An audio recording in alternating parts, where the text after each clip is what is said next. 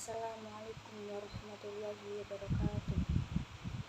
Kenalkan, nama saya Inayatul Mutiara Nasihah, kelas B4MD, NIM 2140310042. Baik, saya akan berdakwah tentang berikhlas dalam beribadah. Bismillahirrahmanirrahim. Alhamdulillahirabbil alamin. Wabihi nasta'inu ala umuri dunya waddin.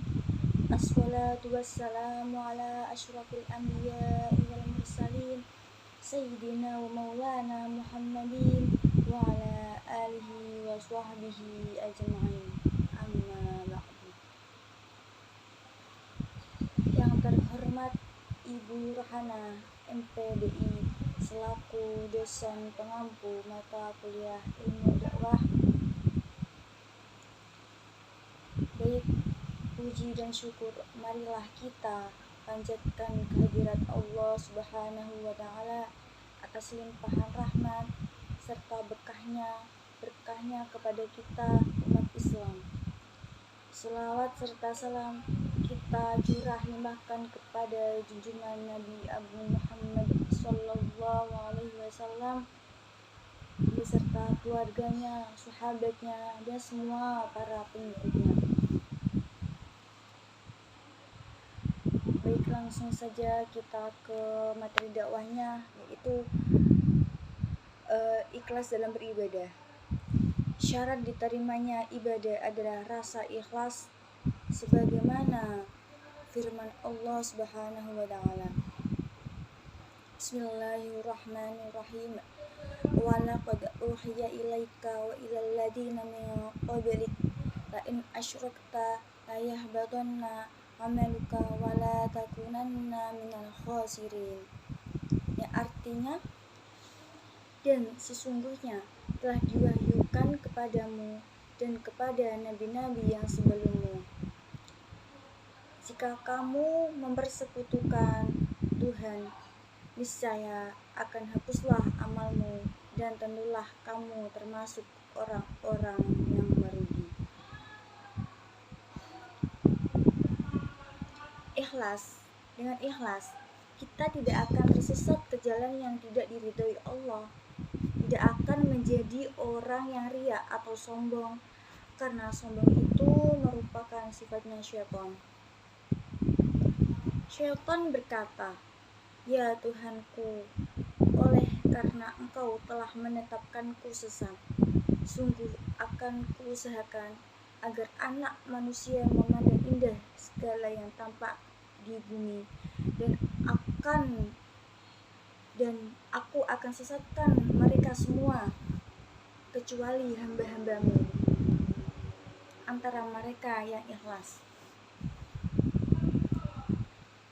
Menurut bahasa, ikhlas bermakna bersih dari kotoran dan menjadikan sesuatu bersih dari kotoran.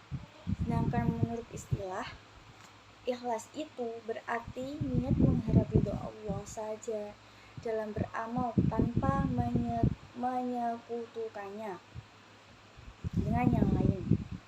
Oleh karena itu, bagi seorang muslim sejati, makna ikhlas itu ialah ketika ia mengarahkan seluruh perkataan, perbuatan, dan jihadnya hanya untuk Allah, mengharap ridhonya dan kebaikan pahalanya tanpa melihat pada kekayaan dunia, tampilan, kedudukan, kemajuan, atau kemunduran. Dengan demikian, muslim tersebut menjadi tentara fikrah dan akidah, bukan tentara dunia dan kepentingan. Katakanlah, sesungguhnya sholatku, ibadahku, hidupku, dan matiku hanyalah untuk Allah, Tuhan semesta alam. Tiada sekutu baginya, dan demikianlah itu yang diperintahkan kepadaku, dan yang berkarakter seperti itulah yang mempunyai semboyan Allahu ya Tuna, yang artinya Allah adalah tujuan kami dalam segala aktivitas dalam mengisi kehidupan Rasulullah. Rasulullah Shallallahu Alaihi Wasallam bersabda,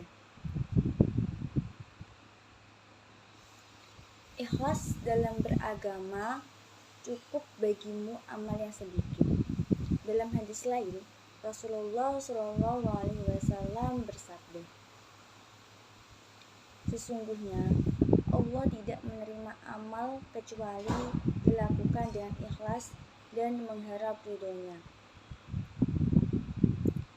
Imam Syafi'i pernah memberi nasihat kepada seseorang temannya, kurang lebih seperti ini. Wahai Abu Musa, jika engkau beristihad dengan sebenar-benarnya kesungguhan untuk membuat seluruh manusia ridho atau suka, maka itu tidak akan terjadi. Jika demikian, maka ikhlaskan amalmu dan niatmu karena Allah Azza wa Jalla. Cara agar kita dapat mencapai rasa ikhlas adalah dengan mengosongkan semua pikiran kita di saat kita sedang beribadah kepada Allah Subhanahu wa Ta'ala. Kita hanya memikirkan Allah, sholat untuk Allah, zikir untuk Allah, semua amal yang kita lakukan hanya untuk Allah. Intinya semua niat kita, misal kalau kita puasa juga harus niat karena Allah, bukan tidak boleh terpaksa. Semuanya harus diniati karena Allah Subhanahu wa Ta'ala. Dan lupakan semua urusan duniawi kita, hanya tertuju pada Allah. Jangan memunculkan rasa riya atau sombong di dalam diri kita, karena kita tidak berdaya di hadapan Allah Subhanahu wa Ta'ala. Dan rasakanlah Allah berada di hadapan kita dan sedang menyaksikan kita. Insya Allah dengan cara di atas dapat mencapai ikhlas.